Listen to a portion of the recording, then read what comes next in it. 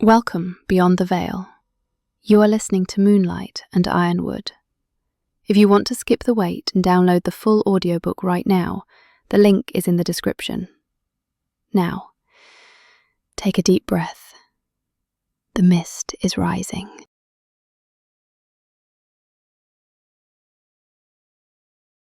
I walked to the mirror. It was cracked down the middle, distorting my reflection. I looked wild. My hair was a mess, my mascara was running, and my eyes were red. But underneath the mess, I was still Jackie Ironwood. I was still the strongest female warrior in the pack, excluding the new freak of nature. I still had allies. I still had influence. Journey might have the magic eyes, and she might have Aiden's lust, but she didn't know how to lead. She didn't know how to play the game. She was soft. She was naive. She appointed an Omega as her Gamma. I laughed bitterly. The pack would eat her alive for that. I pulled my phone out of my pocket. The screen was cracked, but it still worked. I opened my contacts and scrolled past Aiden, past my parents, past the sycophants who were probably already deleting my number. I stopped at a name I hadn't called in a long time, a name that was whispered in dark corners. Marcus. He was a rogue alpha, exiled 3 years ago for challenging Alpha Stone. He was ruthless, violent, and he hated the Stone family with a burning passion. I pressed call. It rang 3 times. Well, well, a deep, raspy voice answered. The Beta Princess. To what do I owe the pleasure? Finally tired of the leash? I want to make a deal, I said, my voice steady. A deal? Marcus chuckled darkly. What could you possibly offer me, sweetheart? I looked at my shattered room. I looked at the ruins of the life I had built. I can offer you the Ironwood Pack, I whispered, and the head of the new Royal Luna. There was a pause on the other end, a hungry silence. I'm listening. I smiled. It wasn't a nice smile.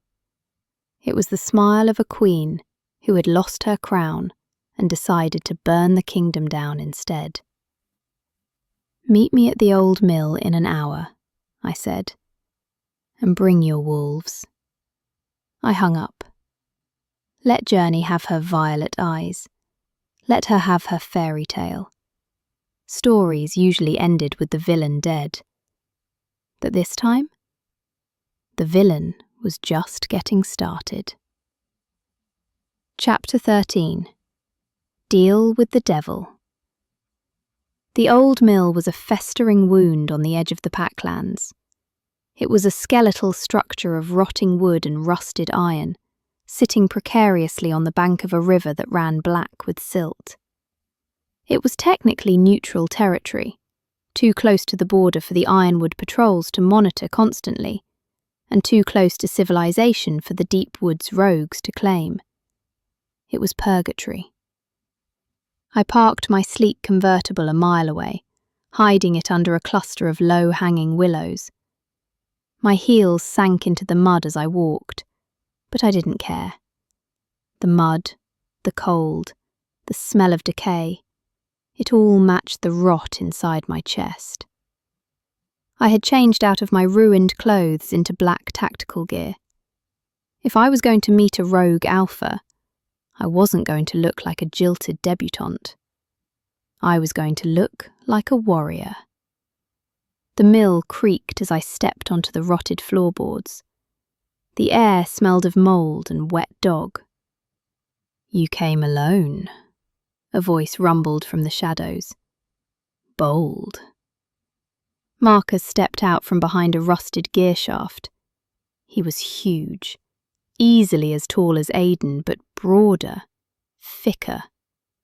Where Aiden was refined muscle, Marcus was brute force.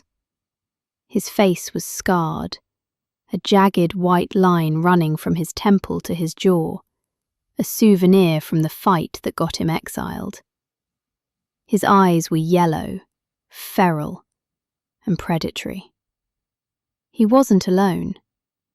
5 other wolves emerged from the darkness, surrounding me. They were gaunt, dirty, and desperate. Rogues. Wolves without a pack, slowly going mad from the isolation. "I'm not afraid of you, Marcus," I lied, keeping my voice level. "You should be," he grinned, revealing canines that looked too long for a human mouth. "You're a long way from Daddy's protection, Princess." "Daddy isn't protecting me anymore," I said bitterly. "And I'm not here for protection. I'm here for revenge." Marcus laughed, a harsh, barking sound. He circled me, sniffing the air. "I smell rage, betrayal, and expensive perfume. Did Loverboy dump you?" "Something like that," I said, my hand drifting to the silver dagger concealed in my belt. "Are you interested in the deal or not?" "Depends." Marcus stopped in front of me, looming. "You said you could give me the Ironwood Pack. That's a tall order for a beta female who just lost her status." "I haven't lost my influence," I countered. "I know the patrol routes. I know the shift schedules. I know the security codes for the Alpha's estate. And I know the one weakness of the new administration." "And what weakness is that?" "The new Luna, I see. She's inexperienced, soft. She thinks leadership is about holding hands and singing Kumbaya. She just appointed an Omega as her Gamma." The rogues. Even Marcus looked surprised. "An Omega Gamma? Is this a joke?" "No joke. The pack is weak right now, Marcus. Confused, divided. Half of them think Journey is a goddess because of her eye colour, but the other half, the warriors, the traditionalists, they're disgusted. They're waiting for someone strong to step in." "And that someone is me?" Marcus asked, thumping his chest.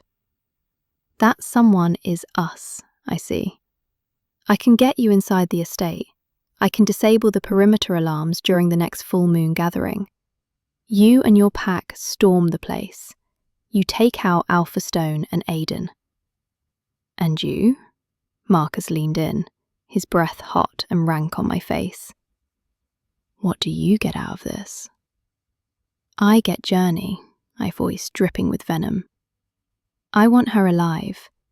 I want her to see me take everything from her.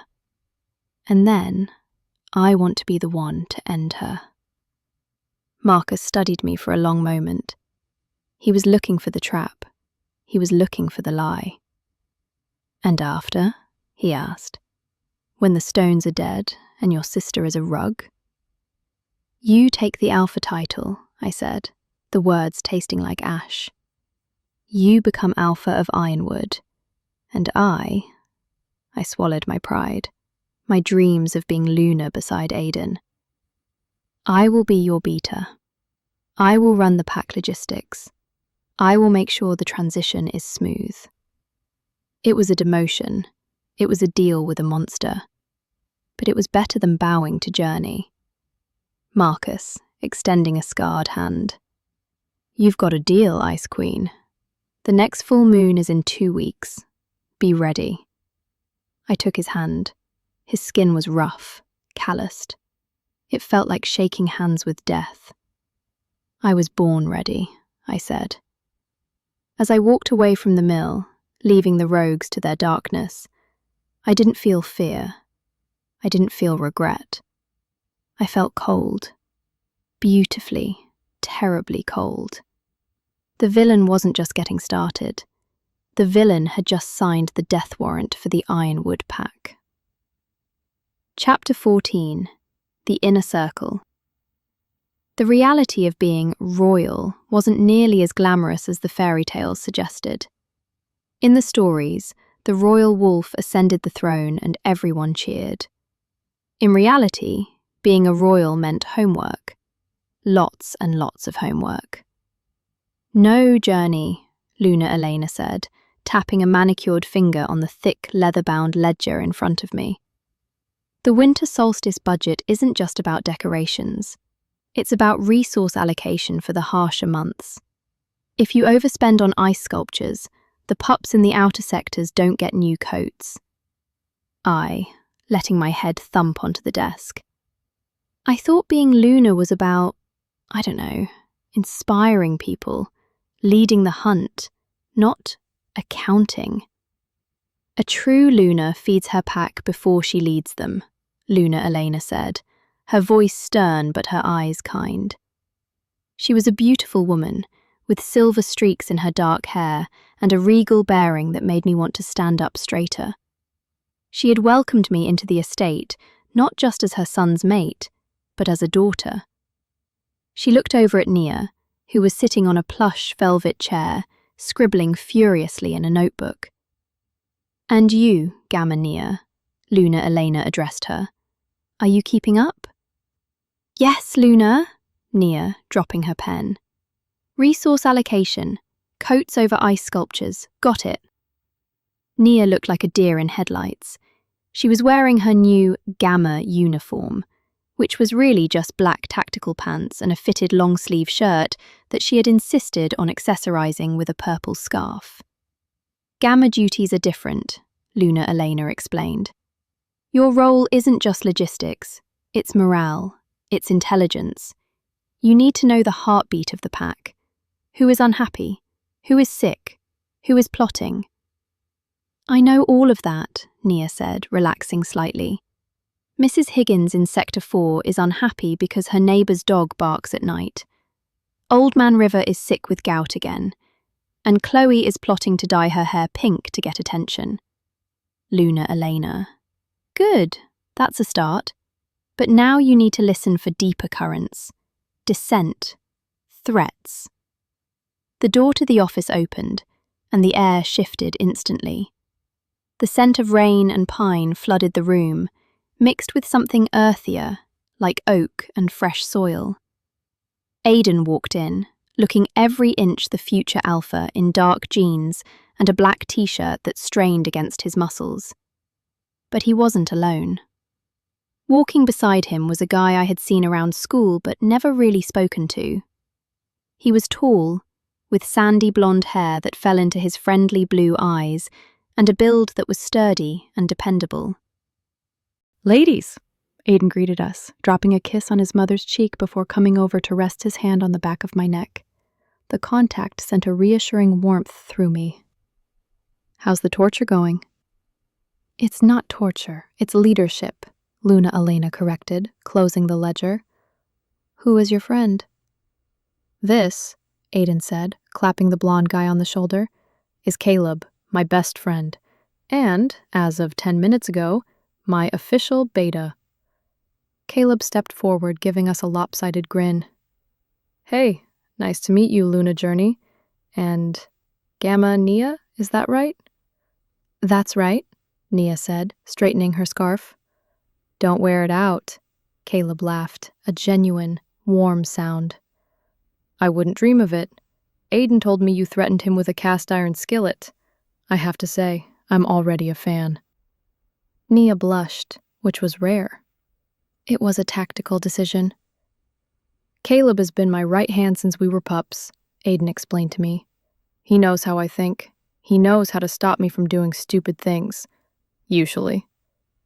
"I try," Caleb said modestly, though stopping him from running into the snow in a tuxedo was beyond my pay grade. I smiled at him. I liked him immediately. He didn't have the arrogance of the other ranked wolves. He felt safe. "Welcome to the team, Beta Caleb," I said. "Just Caleb, please," he said. We're all friends here, right? Friends who have a lot of work to do, Aiden said, his face turning serious. My dad just briefed me on the security for the full moon gathering. It's in 2 weeks. It's going to be the official ceremony where we introduce Journey to the Pack as my mate and the future Luna. My stomach did a flip. In front of everyone?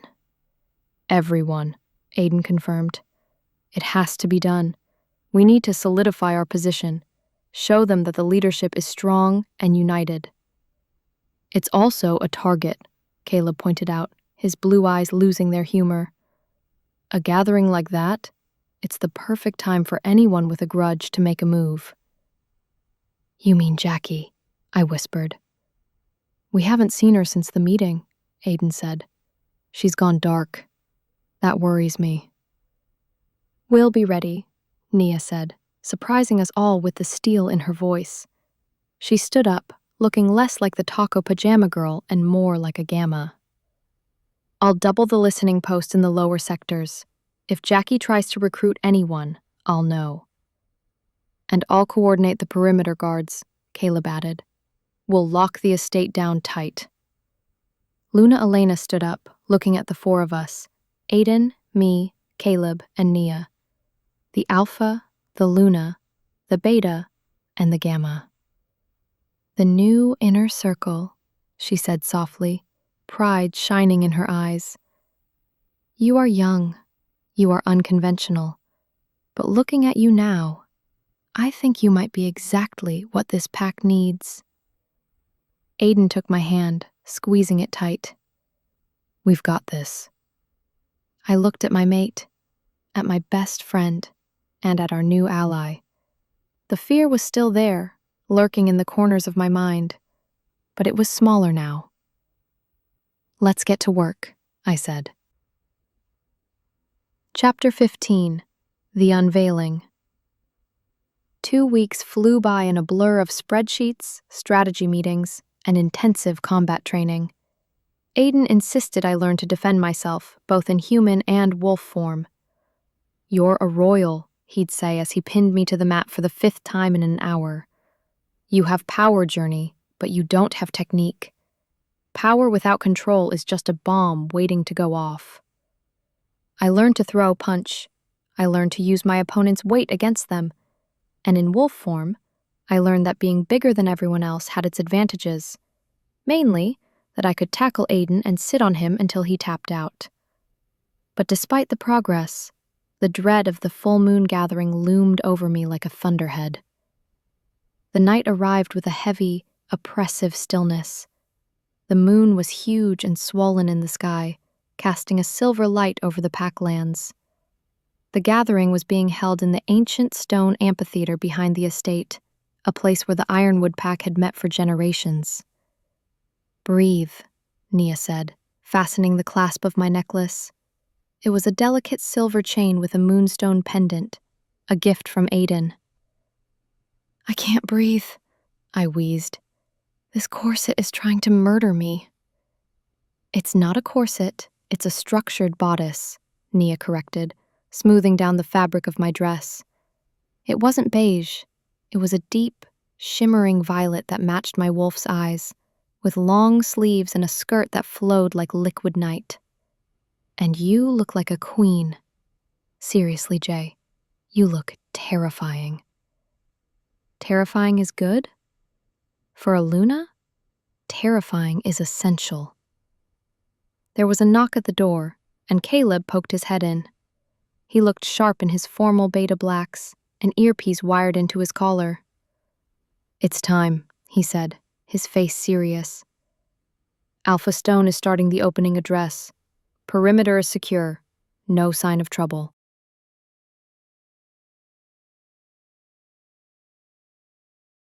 The shadows are lengthening.